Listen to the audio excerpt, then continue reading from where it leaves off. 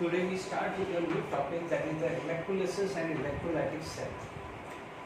The electrolysis is the process of chemical decomposition of an electron by passage of electron. ठीक है, यहाँ पर मान लीजिए हमारे पास कोई सेल लिया है, ठीक है। यदि यहाँ पर हमारे पास कोई सेल है तो what we can do, we can make a electrode, ठीक है। हमारे पास मान लीजिए एक और इलेक्ट्रोड बनाया, ठीक है। एक यहाँ पर कैथोड ले लिया है, तो this is going to be anode, okay. तो this is connected with the external battery, it is connected with the external battery. Plus terminal से जो अटैच होता है उसे एनोड बोलते हैं, और नेगेटिव टर्मिनल से जो अटैच होता है उसे बोलते हैं cathode, and this is known as electrolytic solution, ठीक है।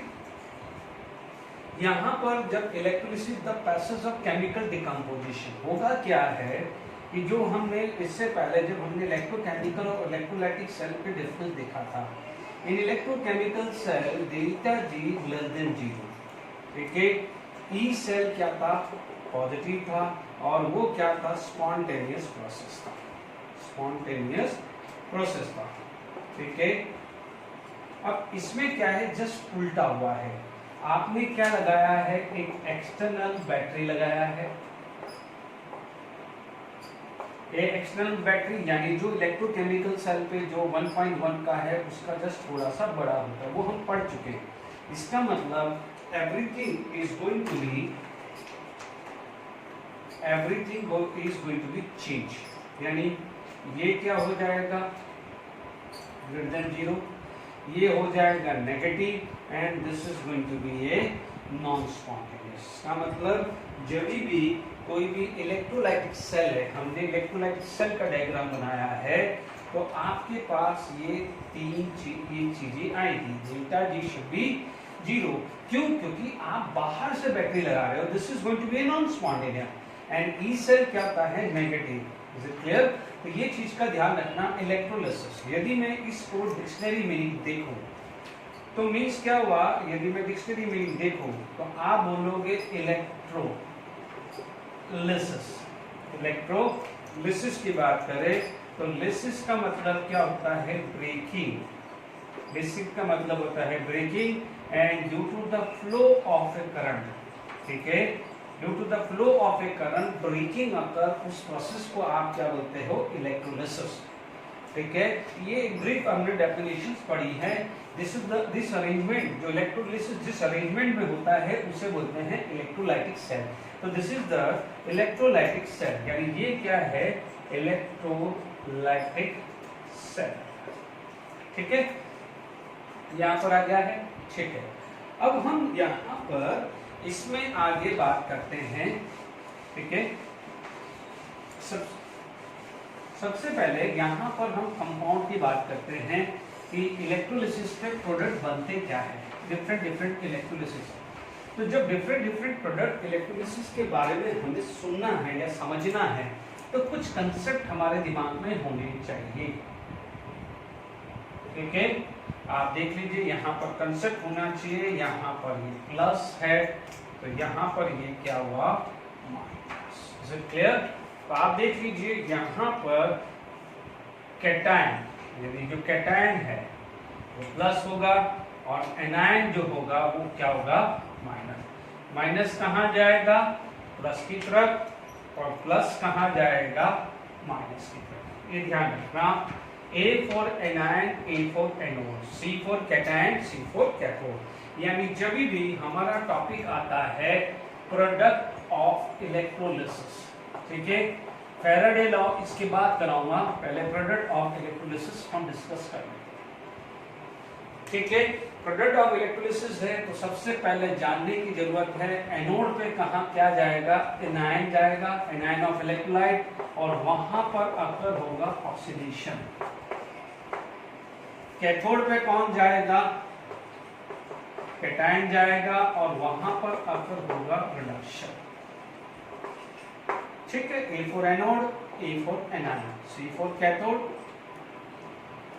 ठीक है। इलेक्ट्रोलाइट है, ये चीज का ध्यान रखना है। दूसरी जो इंपॉर्टेंट चीज है उसमें आता है प्रेफरेंस थ्योरी। ठीक है, ये ट्रिक है, मैं क्योंकि बहुत सारी डिफरेंट बुक्स जो है वो या बुक से या कोई भी जो टीचर्स हैं, ठीक है, वो अब हिसाब से समझाते हैं कुछ इलेक्ट्रोड पोटेंशियल, बट मैं ट्रिक से समझा रहा हूँ। ठीक है, मोस्टली अपना काम चल जाएगा। Sulphate, nitrate, fluoride, oxide, chloride, bromide and iodide, this is the order of stability. This is the order of stability, या आप मान के चलिए कि प्रेफरेंस, यानी इनका these are all are the anion, this anion will attract toward anode, और anode पे इनका ऑक्सीडेशन होना चाहिए। तो इसका मतलब ये जो ऑर्डर है स्टेबिलिटी का है, इसका मतलब जो ऑक्सीडेशन होने की जो प्रायोरिटी है वो रिवर्स हो जाएगी, यानी this this this this this and ऐसा चला जाएगा, क्योंकि ये स्टेबल है। तो stability and reactivity are inversely proportional. यदि मैं बात करूं तो यदि मैं यही चीज रिएक्टिविटी की बात करूं तो रिएक्टिविटी क्या हो जाएगी, it is inversely proportional to stability, यानी इसका उल्टा हो जाएगा, स्टेबिलिटी का उल्टा हो जाएगा। Is it clear to all of you? तो हमने यहाँ पर बात करी है, आई होप क्लियर होगा। ये प्रेफरेंस थ्योरी ध्यान रखना है, मैं काम करूंगा। और कैटायन का, कैटायन में हमने एक सीरीज पढ़ी हुई ईएमएफ सीरीज, लेकर 12 सरदार का नाम, प्रीवियस लेक्चर में देख लेना, लेके 12 सरदार का नाम, मान के आलू मैंने जरा करारे फैंके सीबी कोई नीचे सुना प्रभु देवा है, मैं उसका यूज करूंगा इस प्रोडक्ट के अंदर। ठीक है, बहुत अजीब अजीब तरीके से समझाते हैं, मैं बहुत सिंपल तरीके से समझाता हूँ। ठीक है, आपको बिल्कुल इजी वे में जाएगा, सिर्फ प्रेफरेंस थ्योरी और ईएमएफ सीरीज दिमाग में रखिएगा। ठीक है, इस डायग्राम से क्लियर हो गया है कि इलेक्ट्रोलाइट का कैटायन जाएगा कैथोड पे, एनायन जाएगा एनोड पे, कैटायन पे उस कैथोड पे उसका रिडक्शन होगा और एनोड पे क्या होगा, ऑक्सीडेशन। तो ये चीज आप हमेशा दिमाग में रखिएगा। ठीक है, अब बात आ जाती है, सबसे पहले यदि मैं सिंपल अरेंजमेंट लेके चलूं, पहला केस आ जाता है मोल्टन फॉर्म। मोल्टन NaCl ले लिया, ठीक है, मोल्टन NaCl ले लिया, तो आप देखेंगे सबसे पहले क्या काम करेंगे, यहां पर सबसे पहले आयन बना देंगे। तो मोल्टन का मतलब solid form, melted form, fuse form. Molten लिख सकता है या मेल्टेड लिख सकता है या फ्यूज फॉर्म लिख सकता है। इनमें से मोल्टन के अलावा फ्यूज NaCl भी लिखा बढ़ा सकता है या मेल्टेड। अब आप देखो ये क्या है, कैटायन कहाँ चला, कैथोड पे, ये क्या है एनायन, ये कहाँ चला, एनोड पे। डन हो गया, सबसे पहले क्लियर हो गया। C for cation, C for cathode, A for anion, A for anode. तरीका ध्यान से सुन लीजिए। अब आप देखो एनोड पे क्या होगा, oxidation, Cl minus is going to be convert into Cl, तो आप क्या लिख दोगे, हाफ Cl2। कैथोड पे क्या हुआ, Na plus will accept the electron are going to be form Na. Is it clear? इसका मतलब Na plus overall equation Na molten form है, Na मोल्टन फॉर्म है, Na plus Cl minus will give Na plus half Cl2 gas. इसका मतलब आप देखेंगे question पूछा जाएगा कि व्हाट, ये जेडबी में नीट में बहुत बार पूछा है कि the product obtain due to the molten NaCl, तो आप बोलोगे बिल्कुल केयरफुल रहना है कि एनोड पे आया है क्लोरीन और कैथोड पे आया है सोडियम। Is it clear? आप ध्यान रखना, ये बैलेंस इक्वेशन का मैं यूज आगे लूंगा फैराडे लॉ में, यानी इसके बाद में फैराडे लॉ डिस्कस करूंगा। ठीक है, तो मोल्टन NaCl का ये एग्जांपल आ गया है। अब आप देखिए इसी के अंदर मैं बहुत सारे यूज कर सकता हूं, मोल्टन NaCl है। अब आप देखो इसमें मान लीजिए मैंने सेकंड मोल्टन केस में मैंने ले लिया, मान लीजिए मैंने यहां पर PbR2 ले लिया, CuCl2 ले लिया, कोई भी मोल्टन फॉर्म ले सकता हूं, फर्क एक ही है। यहां पर आप बात करोगे तो यहां पर जो भी प्रोडक्ट है आप फटाफट से बना लीजिए। आपके पास सिचुएशन क्या आ जाएगी कि PbR2 है तो यहां पर आ जाएगा Pb2 plus and Br minus. ठीक है। तो आप देखेंगे इस इक्वेशंस में आप देखेंगे एनोड पे क्या हो रहा है, ऑक्सीडेशन। तो एनोड पे क्या हुआ, Br minus are going to be form Br2 plus 2 electron, यदि मैं 2 Br माइनस लूं, ठीक है। Pb2 प्लस की बात करूं, will accept that 2 electron get convert into Pb। तो क्या हुआ, Pb2 plus 2 Br minus are going to be form Pb plus Br2। Is it clear to all of you? यानी एनोड पे क्या प्रोड्यूस हो रहा है, एनोड पे प्रोड्यूस हो रहा है Br2 और कैथोड पे प्रोड्यूस हो रहा है Pb। तो यानी मोल्टन PbR2 का इलेक्ट्रोलिसिस होगा तो क्या होगा, सिमिलरली कॉपर क्लोराइड हो CuCl2, तो CuCl2 का क्या हो जाएगा, Cu2 plus accept the 2 electron will be CuCl minus से क्या बनेगा Cl2, वो आप घर पे लिख देना। यानी यहाँ क्लोरीन प्रोड्यूस हो जाएगा तो Cu2 प्लस में ये यहाँ पर क्या हो जाएगा, कॉपर। ठीक है, आप प्रैक्टिस कर लीजिएगा। यदि यहाँ पर CuCl2 लेता तो यहाँ क्लोरीन आ जाता, तो यहाँ पर क्या आता, कॉपर। यानी ये थर्ड एग्जांपल आप नोट कर लीजिएगा। ठीक है, इसके बाद हमारे पास जो केस आ जाता है वो आ जाता है एक्वस सॉल्यूशन का। किसका आ जाता है, एक्वस सॉल्यूशन। ठीक है, यदि मैं एक्वस सॉल्यूशन में बात करूं तो ध्यान दीजिएगा, दो सिचुएशन है। पहले मान लीजिए इलेक्ट्रोलिसिस ऑफ एक्वस NaCl, या कई बार उसको कंसंट्रेटेड NaCl भी वर्ड यूज कर देता है। ठीक है, कंसंट्रेटेड NaCl भी होगा। तो बिल्कुल सिंपल है, ज्यादा बहुत अजीब अजीब तरीका है, आप टेंशन लेने का नहीं। आप देख लीजिए, पहले एक्वस है, तरीका समझा रहा हूं, ट्रिक बता रहा हूं। ओके, तो आप देखेंगे Na plus and Cl minus, Na plus Cl minus, water का H प्लस OH माइनस। बच्चों ये ट्रिक बता रहा हूं, water is not going to be give H plus sign, मैं ट्रिक बता रहा हूं। क्योंकि देखिए, मान लीजिए MCQ है, तो MCQ का मैं ट्रिक बता रहा हूं कि भाई मान लीजिए क्वेश्चन आया है कि what product produce due to the electrolysis of NaCl, तो पूरा बैलेंस इक्वेशन थोड़ी करने बैठोगे, कितना टाइम वेस्ट हो जाएगा।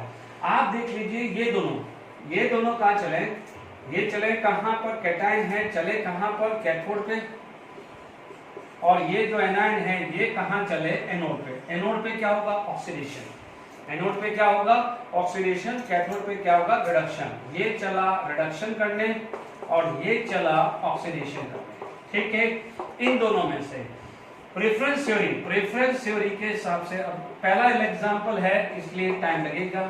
प्रेफरेंस के हिसाब से OH minus is more stable than Cl minus. याद रखने के लिए, sulphate, nitrate, more resonance more stable, less resonance less stable. F minus, OH minus, Cl minus, Br minus, I minus.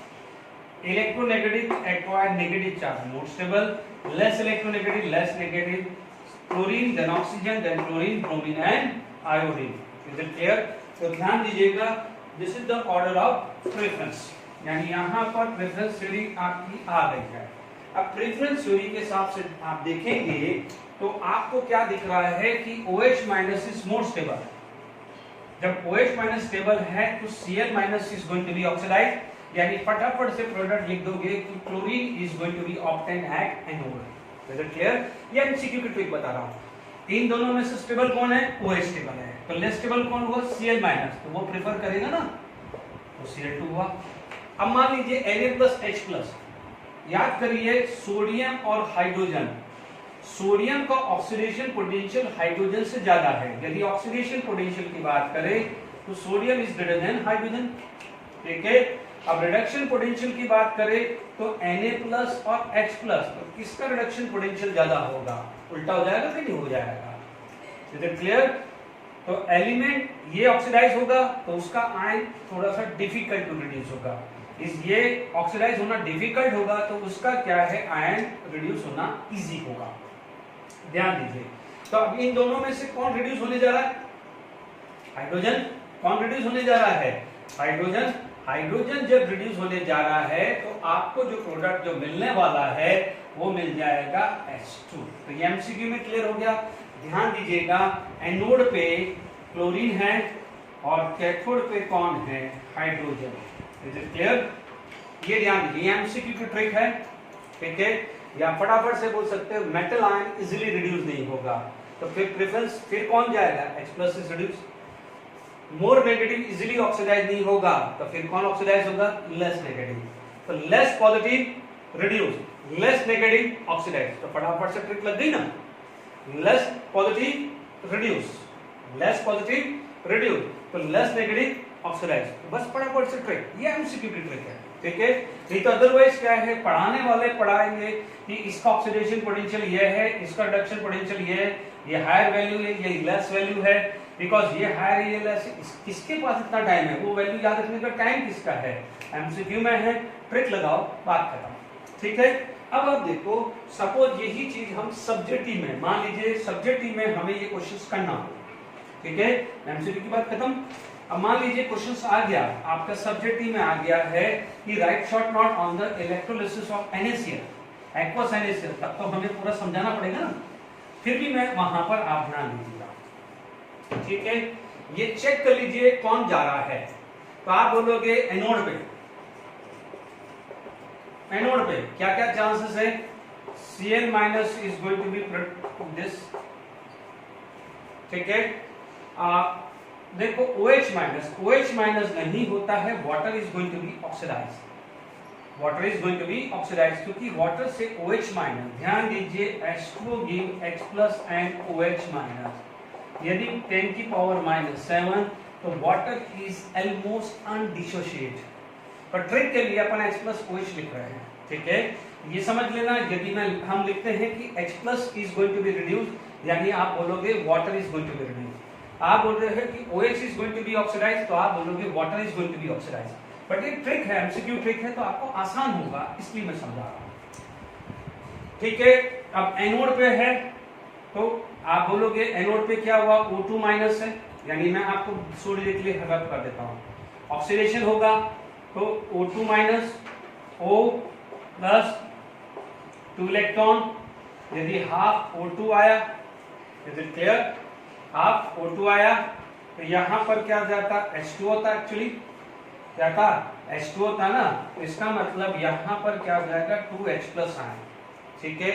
ध्यान रखना, जब आप देखेंगे तो जो भी रिडक्शन पोटेंशियल या ऑक्सीडेशन पोटेंशियल देखेंगे, तो ऑक्सीडेशन पोटेंशियल जो है Cl- का वाटर से ज्यादा होता है, यानी OH- से ज्यादा होता है। Cl- का ऑक्सीडेशन पोटेंशियल OH- से ज्यादा होता है। यदि आप सीरीज को देखें, जो भी आपका EMF सीरीज देखेंगे, ठीक है, तो यानी वो ऑक्सीजन का रिडक्शन पोटेंशियल ज्यादा है, लॉजिक लगाओ ना, ऑक्सीजन का रिडक्शन पोटेंशियल ज्यादा है, ऑक्सीडेशन पोटेंशियल क्या होगा, कम होगा कि नहीं होगा, लग गया ना।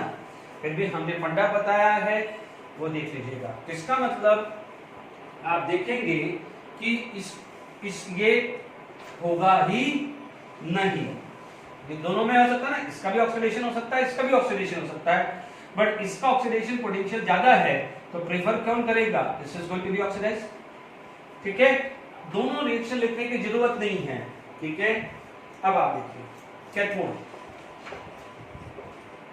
मैं एक बार लिख रहा हूं Na++, ये भी हो सकता है।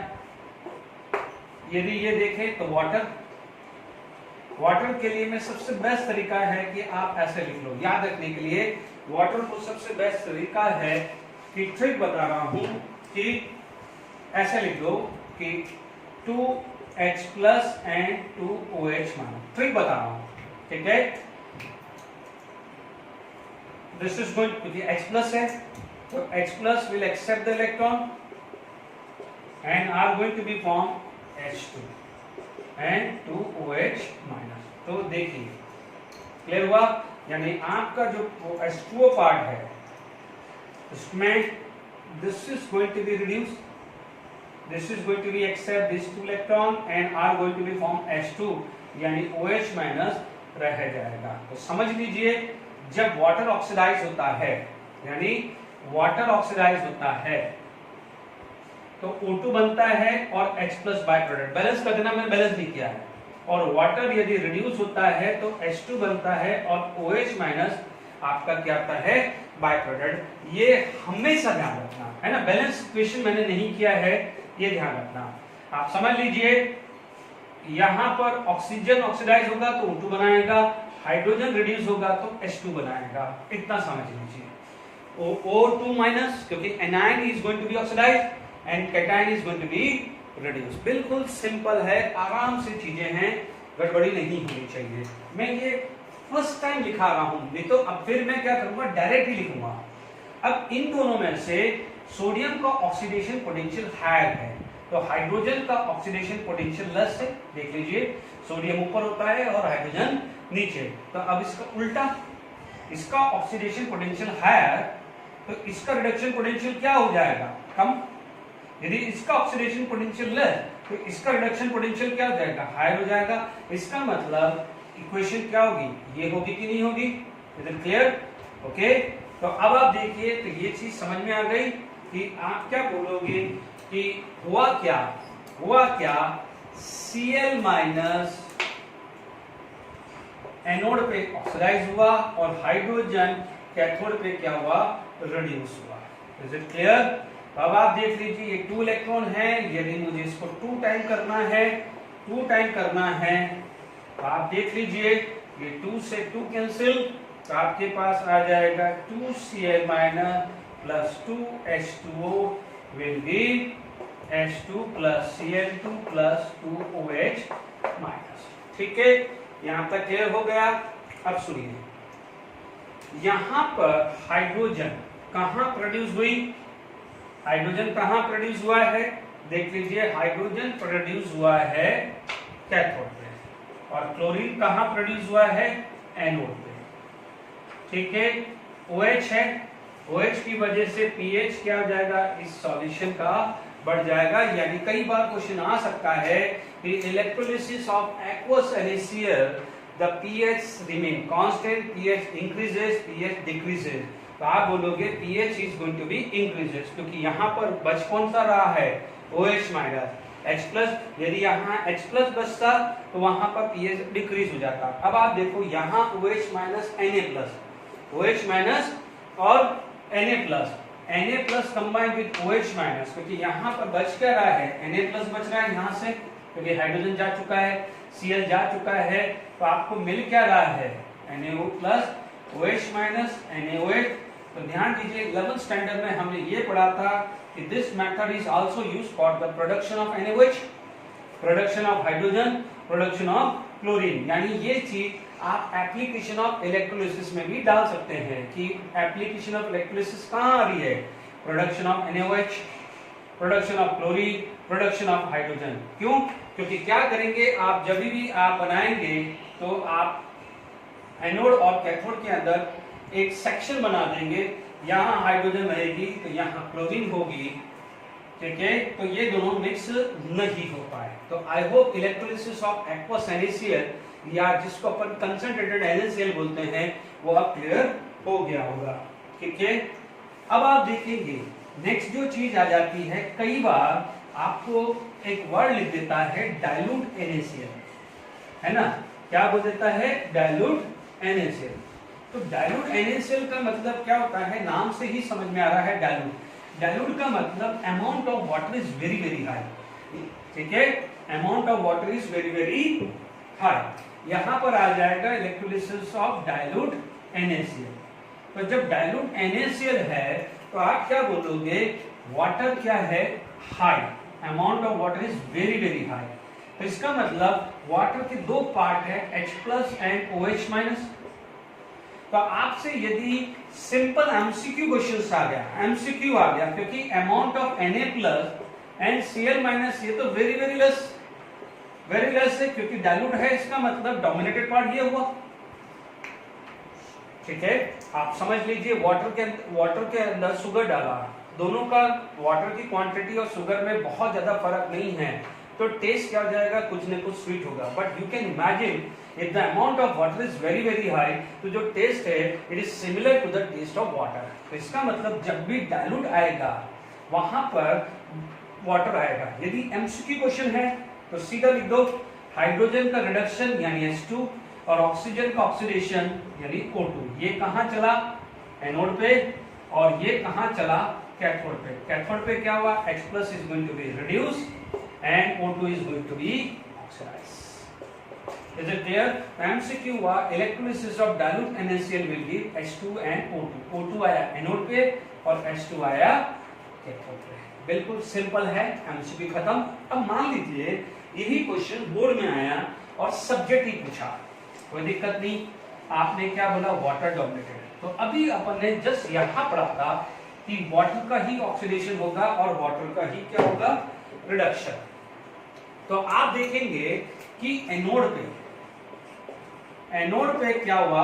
वाटर गया, और कैथोड पे कौन गया? वो भी वाटर गया।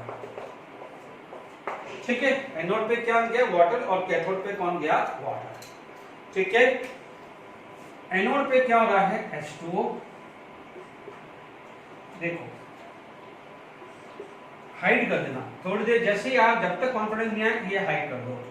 ये 2- है, ये लिख दो O, ये 2 इलेक्ट्रॉन, but we know that oxygen does not occur in O form, it is O2 half O2। Done. अब ये क्या पार्ट था? H+, यानी 2 नेगेटिव चार्ज को कौन बैलेंस करेगा? 2 पॉजिटिव चार्ज। खत्म बात, ये क्लियर हो गया। अब आ जाओ वाटर। ठीक है, मैंने अभी समझाया। हम ट्रिक के लिए H+ OH- पढ़ रहे हैं, ट्रिक के लिए H+ और OH- पढ़ रहे हैं, but water is almost undissociated. Is it clear? गड़बड़ी नहीं होनी चाहिए। ओके, अब देखिए यहां पर आपका वाटर पड़ा, तो जब वाटर है, ठीक है, 2H+ and 2OH-। Done. 2H+ and 2OH-। Is it clear? आप देखिए 2H+ will accept the electron, 2H+ will accept the 2 electron, so this will accept the 2 electron are going to be formed H2। तो ये बच गया कि नहीं बच गया? तो this is going to be remain। ये देख लीजिए आराम से, ध्यान दीजिए। जब ऑक्सीजन हो रहा है तो H+ बच रहा है, हाइड्रोजन हो रहा है तो OH- बन रहा है, क्योंकि आपको भी पता है O- कोई फॉर्म होती नहीं है, O2- होती नहीं है, तो OH- ही होगी। इतना तो दिमाग आप लगा सकते हैं। ठीक है बच्चों, तो यहाँ पर आपका ये इक्वेशन बन गया। अब आप देखिए नेट रिएक्शन लिखनी है, तो नेट रिएक्शन आप क्या बोलोगे? ठीक है, एक सेल रिएक्शन भी लिखूंगा। क्यों? ये H+ बच रहा है, ये OH बच रहा है, तो 2H+ combined with 2OH- can form 2H2। Yes और नो? यहां से 2H+ बचा और उसी सॉल्यूशन में 2OH- बचा, तो 2H+ combined with 2OH-। अब आप देखो इसके साथ ओवरऑल नेट रिएक्शन क्या हुई? 3 mole this side, 2 mole, 3 mole this side, 2 mole. तो आप क्या बोलोगे? H2O, ये 2H+ यूज हो गया, 2OH यूज हो गया, आपको क्या मिल रहा है? H2+ half O2। चेक कर लीजिए, यही हो रहा है, यानी इट इज नथिंग है dilute form, it is nothing है, it is the electrolysis of water only. Hydrogen कहां पर आ रहा है? हाइड्रोजन जो है वो आ रहा है कैथोड पे, और ऑक्सीजन आ रहा है एनोड पे। Is it clear to all of you? तो हमने इलेक्ट्रोलिसिस ऑफ डाइल्यूट NaCl भी पढ़ा। KCl आ सकता है, कुछ भी आ सकता है, ध्यान दीजिएगा। Is it clear? KCl, AlCl3, MgCl2, तो सब में सेम ही आने वाला है, क्योंकि सारे एलिमेंट कॉपर सिल्वर को छोड़ के सारे एलिमेंट हाइड्रोजन से ऊपर है, यानी उन मेटल आयन के प्रेफरेंस में H+ प्रेफर करेगा रिडक्शन करना। Is it clear? तो ध्यान दीजिएगा, मैंने यहाँ एग्जांपल दिया NaCl का, तो KCl पूछ सकता है, MgCl2 पूछ सकता है, CaCl2 पूछ सकता है। तो हमेशा ध्यान रखना, हम बेसिक क्लियर कर रहे हैं। Is it clear to all of you? तो इलेक्ट्रोलिसिस ऑफ डाइल्यूट NaCl आ गया, कंसंट्रेटेड NaCl 4 था। ठीक है, अब मान लीजिए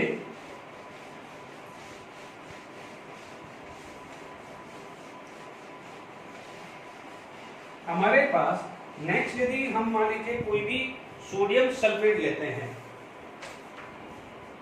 ठीक है,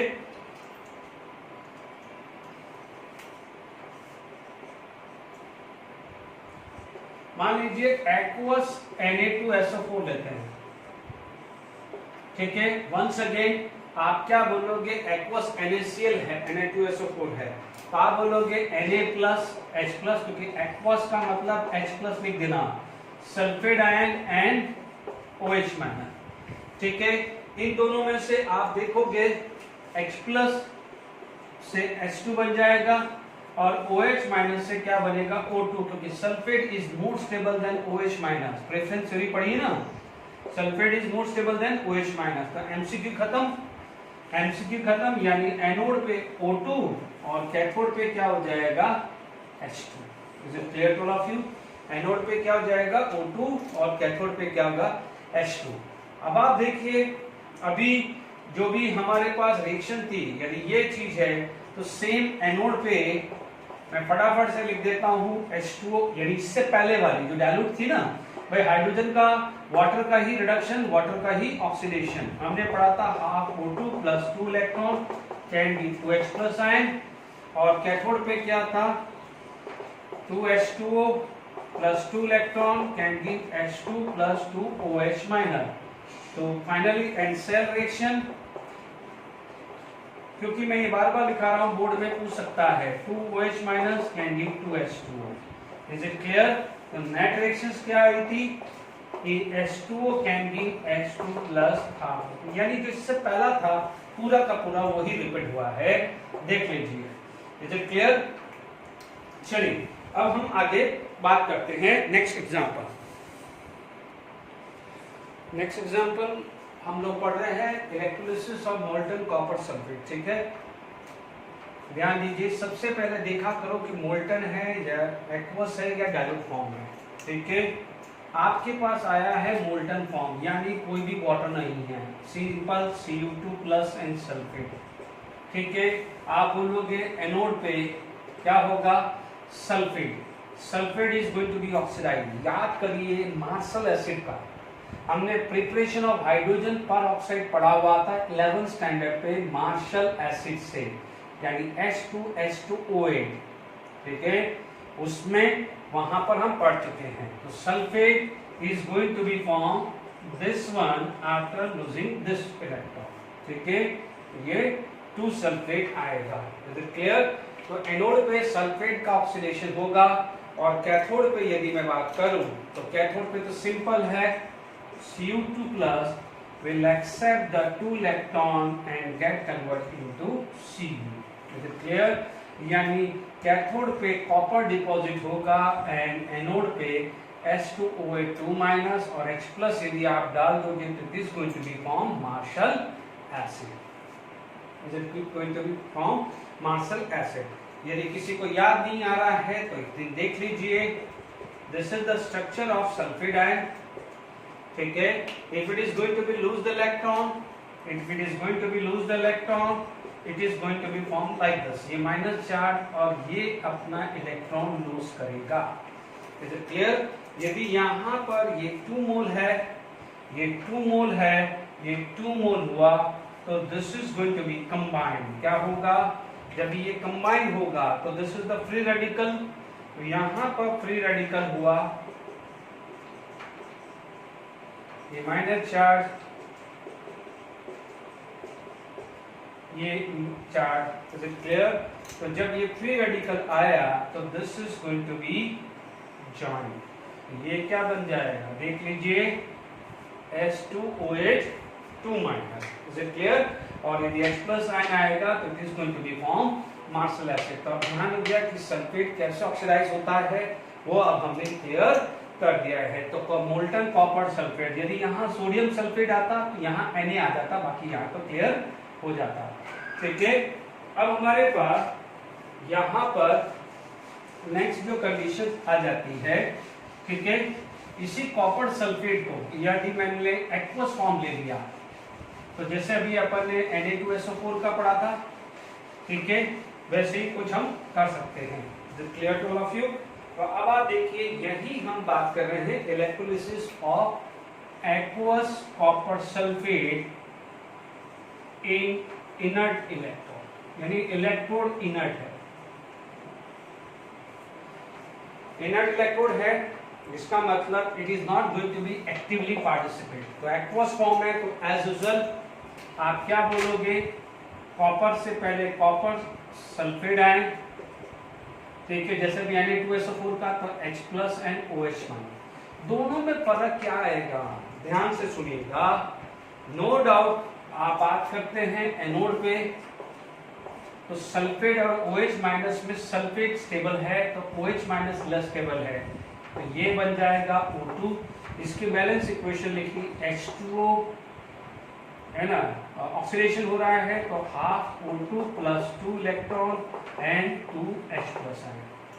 अब यहां ध्यान दीजिए, सब सोडियम जिंक ये सब हाइड्रोजन से ऊपर थे, कॉपर मरकुरी हाइड्रोजन के नीचे हुआ करते हैं, तो इन दोनों में से इसका रिडक्शन पोटेंशियल हायर होता है। याद करिए ये नीचे है तो इसका रिडक्शन पोटेंशियल हायर होगा, ठीक है, गड़बड़ी नहीं होनी चाहिए, ठीक है। तो instead of H+ ion Cu2+ will accept that electron and are going to be form Cu। is it clear? Okay, तो आप क्या बोलोगे, एनोड पे O2 प्रोड्यूस हो रहा है और कैथोड पे कौन हो रहा है, कॉपर। एनोड पे कौन हो रहा है, O2, और कैथोड पे कौन प्रोड्यूस हो रहा है, कॉपर। जब दिया यही एक्वस Na2SO4 था तो एनोड पे O2 था और कैथोड पे हाइड्रोजन था, ठीक है, क्योंकि सोडियम ऊपर है तो सोडियम आयन का रिडक्शन पोटेंशियल इससे लेस है, जबकि कॉपर आयन का रिडक्शन पोटेंशियल इससे हाई है, ध्यान रखिएगा, ठीक है। Inert electrode. अब आप देखिए इसके अंदर यदि हम बात करें, ठीक है, तो मान लीजिए यही हम चेंज कर दें थोड़ा और इनर्ट इलेक्ट्रोड की जगह हम कोई एक्टिव इलेक्ट्रोड डाल देते हैं, कॉपर। क्या डाल देते हैं, कॉपर। Is it clear? तो हमने क्या डाल दिया, कॉपर डाल दिया। तो वंस अगेन अब ध्यान से समझना, Cu2+ H+, सल्फेट आयन और OH-, ठीक है, कोई प्रॉब्लम नहीं। ये कहां चले, कैथोड पे, ये कहां चले, एनोड पे। अभी तक जितने भी हमारे पास एग्जाम्पल थे थोड़ा सा रिकॉल करिए। आपके पास ये है, ये बैटरी है, जब करंट आएगा और नॉन स्पॉन्टेनियस फॉर्म में तो सबसे पहले तो इलेक्ट्रोड में एंटर करेगा। यहाँ इलेक्ट्रोड कौन है, कॉपर, और कॉपर खुद एक्टिव इलेक्ट्रोड है। कॉपर खुद क्या है, एक्टिव इलेक्ट्रोड। तो यहाँ पर एक और पार्ट है कॉपर, एक और पार्ट कौन है, copper. Is it clear to all of you? तो भूलना नहीं है, अभी तक जितने भी थे वहां पर आपका इनर्ट इलेक्ट्रोड था, बट इस केस में आपने क्या ले लिया है, कॉपर, ठीक है।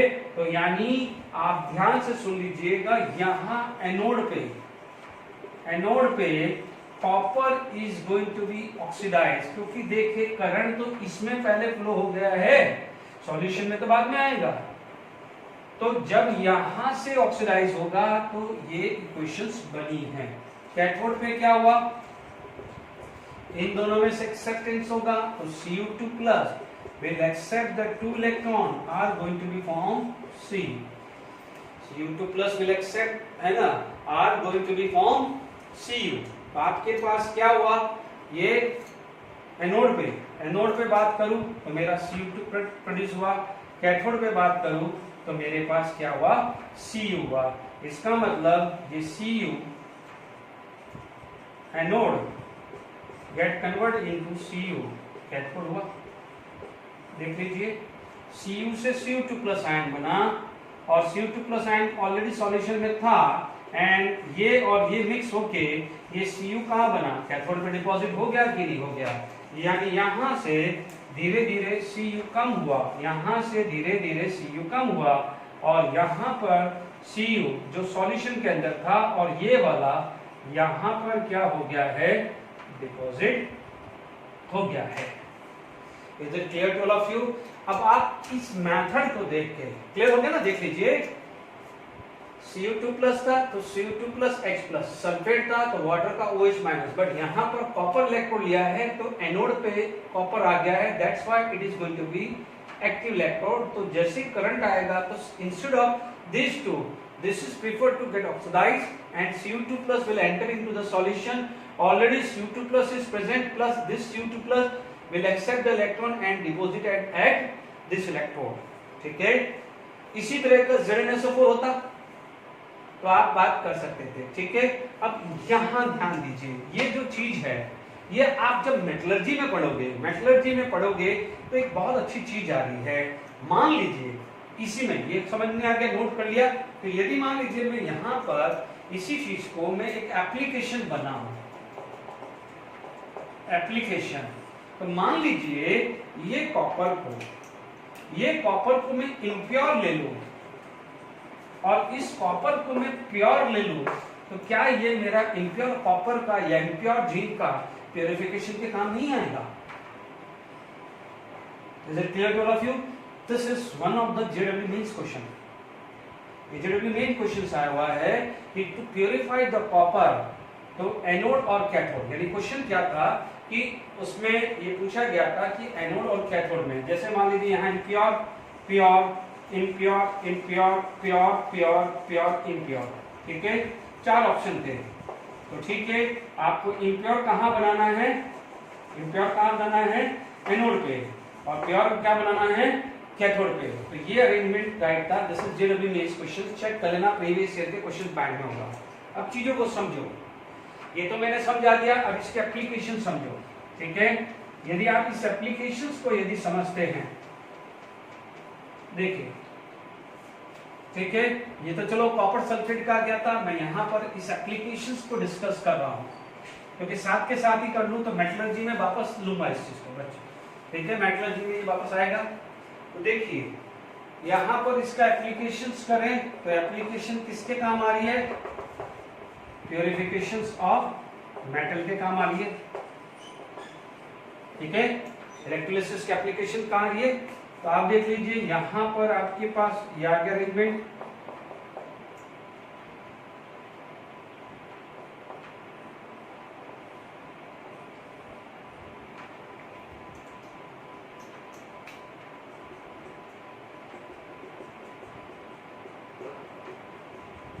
आ गया। ठीक है, अब आप ध्यान से सुनिए, आपने यहां पर बनाया इम्प्योर कॉपर, ये बनाया प्योर कॉपर। ठीक है, अब जो कॉपर होगा, मान लीजिए इसके अंदर इतना पार्ट कॉपर का है और इतना पार्ट इम्प्योरिटीज का है, तो जितना देखो यहां पर क्या है? कॉपर प्लस इम्प्योरिटी, तो this copper is going to be oxidised, and जो भी कॉपर ऑक्सीडाइज होगा तो it is suppose to convert into Cu2 plus. धीरे धीरे वो क्या जाएगा, जो भी कॉपर इसमें है वो धीरे धीरे Cu2 प्लस बनेगा, and this Cu2 plus will accept the electron, यहां पर चला जाएगा। जब वो वहां पर चला जाएगा तो धीरे धीरे ये कॉपर यहां पर क्या होगा? डिपॉजिट होना शुरू होगा। मान लीजिए जब आपने ये इलेक्ट्रोड रखा तो ये 10 ग्राम था, ये क्या था? 10 ग्राम, और मान लीजिए आपने निकाला तो मान लीजिए 11 ग्राम हो गया। क्या हो गया? 11 ग्राम हो गया। तो आप क्या बोलोगे, जो ये 1 ग्राम है वो एडिशनल आया। वो 1 ग्राम आया कहां से? वो यहां से, यानी यहां पर कॉपर 1 ग्राम था, वो 1 ग्राम Cu2 प्लस में कन्वर्ट हुआ, या 1 मोल कॉपर था तो 1 मोल Cu2 प्लस में कन्वर्ट हुआ, and it will accept the electron and get deposited at cathode. This is cathode and this is anode. Positive part क्या है? एनोड। पॉजिटिव पार्ट क्या है? एनोड, और नेगेटिव पार्ट क्या है? कैथोड। तो ये समझ में आ गया। अब समझ में आ गया कि आपको एनोड पे इम्प्योर लेना है और प्योर कॉपर कहाँ लेना है? दिस। आप सोचो कि उल्टा लेने लगोगे तो यहां से यदि इसको उल्टा करते हो तो प्योर कॉपर ही तो Cu2 प्लस बनेगा, तो यहाँ पर प्योर कॉपर ही तो जाएगा, तो इम्प्योरिटी तो स्टिल यहाँ पर मेंटेन रहेगी ना, यदि आप इम्प्योर कॉपर को कैथोड बनाते हैं। बात समझ में आई कि नहीं? तो ये एप्लीकेशंस मैंने आपको डिस्कस करी है। तो हमने यहाँ पर अभी डिस्कस किया है कि कॉपर सल्फेट को मैंने एज ए प्लेटिनम में भी देखा, कॉपर सल्फेट मोल्टन फॉर्म में भी देखा, कॉपर सल्फेट को कॉपर इलेक्ट्रोड में भी मैंने देखा है। Is it clear to all of you? अब देखिए यहां पर यदि मैं बात करूं, नेक्स्ट एग्जांपल मान लीजिए 6 या 7 जो भी है ना, तो electrolysis of aqueous AgNO3 in या with inert electron, बिल्कुल सिंपल जैसा भी किया था वैसा ही है। ठीक है, इनर्ट इलेक्ट्रोड है तो उसके बारे में सोचने की जरूरत नहीं है। क्या हुआ, Eg प्लस वाटर का H प्लस नाइट्रेट और वाटर का OH ले लो, डन। अब आप देखो हाइड्रोजन के नीचे कॉपर सिल्वर है, तो दिस सिल्वर, ठीक है, ये एनोड पे और ये कैथोड पे। This silver prefer to get reduce, this silver is prefer to get reduce. ठीक है, इन दोनों में प्रेफरेंस में सल्फेट, उसके बाद नाइट्रेट, उसके बाद हाइड्रोक्साइड था, तो which is going to be oxidised, OH minus. तो मैंने क्या बताया था, वाटर में half O2 plus 2 electron plus H plus. Is it clear to all of you? तो आप क्या बोलोगे, एनोड पे O2 प्रोड्यूस हुआ है, कैथोड पे ये आया है, और H प्लस आयन आने की वजह से pH is going to be decrease, pH is going to be decrease, यानी solution is going to be acidic. देख लीजिए H प्लस और NO3, HNO3 बन जाएगा ना, बट क्योंकि एक्वस मीडियम है तो it remain in the ionic form. तो आप क्या बोलोगे, क्वेश्चन बन सकता है electrolysis of aqueous AgNO3 the pH, तो आप बोलोगे pH get decreases. Is it clear to all of you? आपको बैलेंस इक्वेशन लिखना है तो दोनों को समेशन करके भी लिख सकते हो। यहाँ 2 है तो ये 2 कर दीजिएगा, ठीक है, Ag प्लस आयन, आप यहाँ पर इसको this plus this will give this plus this plus this. Is it clear? Main चीज हो गया ये समझाना, O2 एनोड पे और कैथोड पे silver. Is it clear to all of you? अब देखिए यहाँ पर यदि यही चीज हम बात करें, यहाँ पर सिल्वर इलेक्ट्रॉन ले लिया जैसे अभी हमने कॉपर कर लिया था, ठीक है, सिल्वर इलेक्ट्रॉन ले लिया जैसे हमने कॉपर कर लिया था। तो ध्यान दीजिए यहाँ पर with silver electron, as usual कोई ज्यादा टाइम नहीं खराब करना, Ag plus H plus nitrate OH minus और साथ में Ag इलेक्ट्रोड आ गया है, कहाँ, एनोड, कहाँ, कैथोड पे। ठीक है, तो डेफिनेटली आप क्या बोलोगे, एनोड पे, एनोड पे क्या हुआ, Ag is going to be oxidise, current तो पहले इसमें जाएगा ना, ठीक है। अब इन दोनों में से इसका रिडक्शन पोटेंशियल ज्यादा है तो कैथोड पे क्या बोलेंगे, Ag plus will accept the electron and get converted into Ag. Ag anode get converted into Ag, बिल्कुल जैसे अपन ने कॉपर सल्फेट में किया था वैसे किया, इसलिए थोड़ा सा फटाफट मैंने इस चीज को कर दिया है। ओके, अब आप देखिए यदि मान लीजिए यहां पर हम बात करें तो इलेक्ट्रोलिसिस की हमने जो एप्लीकेशंस बात करी, तो जैसे हमने प्यूरिफिकेशन ऑफ मेटल बात कर लिया, मान लीजिए हमें सोडियम बनाना है, हमने 11th स्टैंडर्ड में भी पढ़ा है प्रिपरेशन ऑफ सोडियम, वहां इलेक्ट्रोलिसिस का यूज किया था। प्रिपरेशन ऑफ हाइड्रोजन में हमने इलेक्ट्रोलिसिस ऑफ यूज किया था डिफरेंट कंपाउंड का। आप देखेंगे बहुत सारी जगह इस पूरे रिएक्शंस के अंदर बहुत सारी जगह हाइड्रोजन लिबरेट हो रही है। एप्लीकेशन में बोलोगे preparation of chlorine, preparation of hydrogen, preparation of NaOH, purification of metal, ठीक है। कई बार क्या हो जाएगा, इलेक्ट्रो रिफाइनिंग भी होती है, इलेक्ट्रो रिफाइनिंग भी होती है। जैसे मान लीजिए कि किसी भी मेटल है, जैसे मान लीजिए स्टीमर है, स्टीमर वाटर में प्रेजेंट होता है, ठीक है, वाटर में प्रेजेंट होता है तो डेफिनेटली जो आयरन है या एल्यूमिनियम जिसका भी शीट बना हुआ है, जिसका भी वो शीट बना है, मोस्टली आयरन का होता है, हार्ड होता है, तो मान लीजिए वो वाटर के कांटेक्ट में आएगा तो this is going to be corroded, क्या हो जाएगा, कोरोजन हो जाएगा। तो वो उस कोरोजन को अवॉइड करने के लिए उसके ऊपर एक लेयर बनाई जाती है। मान लीजिए ये आयरन है, आयरन को बचाने के लिए उसके ऊपर लेयर बनाई जाएगी। उस लेयर को क्या बोलते हैं, इलेक्ट्रोप्लेटिंग। क्या बोलते हैं, इलेक्ट्रोप्लेटिंग। जैसे मान लीजिए कोई भी पॉलिटिशियन है, पॉलिटिशियन को बचाने के लिए उसके आगे लेयर आती है, सिक्योरिटी गार्ड की आती है, सिक्योरिटी एजेंसीज की आती है, सिक्योरिटी पर्सन की आती है। तो वो सिक्योरिटी पर्सन क्या होता है, वो एक्टिव होता है, सामने यदि कोई भी खतरा होता है तो ये सिक्योरिटी पर्सन उसको हैंडल करता है और पॉलिटिशियन बच जाते हैं। ठीक है, तो सिमिलरली यदि किसी मेटल को बचाना है, किसी मेटल को बचाना है तो उसके ऊपर अनदर मेटल की लेयरिंग कर देनी चाहिए। तो जो भी वो लड़ाई करेगा वो ये मेटल करेगा। बट ध्यान रखना, जब भी आप इस मेटल का सिलेक्शन कर रहे हैं फॉर द प्रोटेक्शन, तो उसका ऑक्सीडेशन पोटेंशियल इससे ज्यादा होना चाहिए। इसका मतलब जो security person is more capable than politician. यदि पॉलिटिशियन यदि सिक्योरिटी पर्सन से कैपेबल होगा तो डायरेक्टली क्या हो जाएगा, उस मार देगा कि नहीं मारेगा। ठीक है, तो ये मान लीजिए, ये चीज का ध्यान रखिएगा। तो आप ध्यान रखना कि मान लीजिए किसी भी मेटल को यहाँ पर प्रोटेक्शन करना है, तो मेटल का प्रोटेक्शन करना है तो यहाँ पर जो है एक लेयर बनेगी। क्या बनेगी, लेयर। इसको क्या बोलेंगे, इस लेयर को इलेक्ट्रोप्लेटिंग बोलेंगे। ठीक है, अब ये मेटल होगा एम डैश, वो किसकी होगा, एम डैश। मोस्टली जो वर्ड यूज करते हैं गैल्वेनाइजेशन, यानी जिंक की लेयर बनाते हैं। बट ध्यान रखना कि oxidation potential of M dash should be greater than M, ये ध्यान रखना, M dash should be greater than M होता है। ठीक है, आप इस चीज को ध्यान रखिएगा। ठीक है, क्योंकि क्या होता है, कई बार जो ये एम डैश क्या हो जाएगा, it itself go for oxidation, यानी वो खुद अपने आप से ऑक्सीडाइज होने लग जाएगा।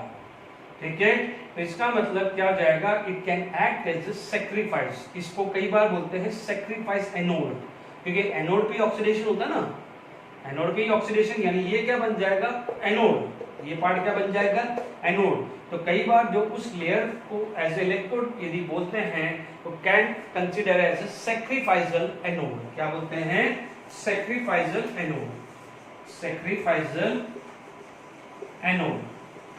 ठीक है, यानी एम डैश जो बन रहा है उसे क्या बोल सकते हैं, सैक्रिफाइसल एनोड।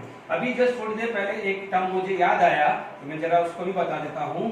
अभी हमने यहां पर देखा था कि जो कॉपर था वो सब यहां पर डिपॉजिट हो गया था। ठीक है, कॉपर यहां पर डिपॉजिट हो गया था, तो इसका मतलब यहां पर ये जो एनोड पार्ट था, ठीक है, और कैथोड पे तो पूरा का पूरा मेटल चला गया था। एनोड पार्ट पे जो था ये था, वो क्या थी, इम्प्योरिटीज। क्या बच जाएगी, इम्प्योरिटीज। तो जो ये बच जाता है उसे क्या बोला जाता है, एनोड मड। क्या बोला जाता है, एनोड मड। क्योंकि ये वर्ड याद आती ही मैंने कहा, मैं भूल गया था, तो मैंने एनोड मड भी बोलते हैं। आई होप आज जो हमने जो पढ़ा है, अभी जो पढ़ा है, हमने पढ़ा है इलेक्ट्रोलिसिस प्रोडक्ट, यानी किसी भी प्रोडक्ट इलेक्ट्रोलिसिस, किसी भी इलेक्ट्रोलाइट का इलेक्ट्रोलिसिस करते हैं तो इसका प्रोडक्ट कैसे बनता है। बी श्योर कि एनोड पे क्या बन रहा है, कैथोड पे क्या हो रहा है। एनोड पे oxidation, anion will go for anode, oxidation अगर होगा। Cation will go for cathode, reduction अगर होगा। इनके पीछे थ्योरी है, एनोड पे ऑक्सीडेशन होने का मतलब उसका ऑक्सीडेशन पोटेंशियल हाई होना, कैथोड पे रिडक्शन होने का मतलब उसका रिडक्शन पोटेंशियल हाई होना। एनायन का ऑक्सीडेशन पोटेंशियल हाई होगा तो एनोड पे ऑक्सीडेशन होगा, कैथोड पे रिडक्शन पोटेंशियल हाई होगा तो उस मेटल आयन का या उस आयन का रिडक्शन होगा। ये ध्यान रखिएगा रिवीजन करते हुए। Okay, thank you for the today lecture. Okay.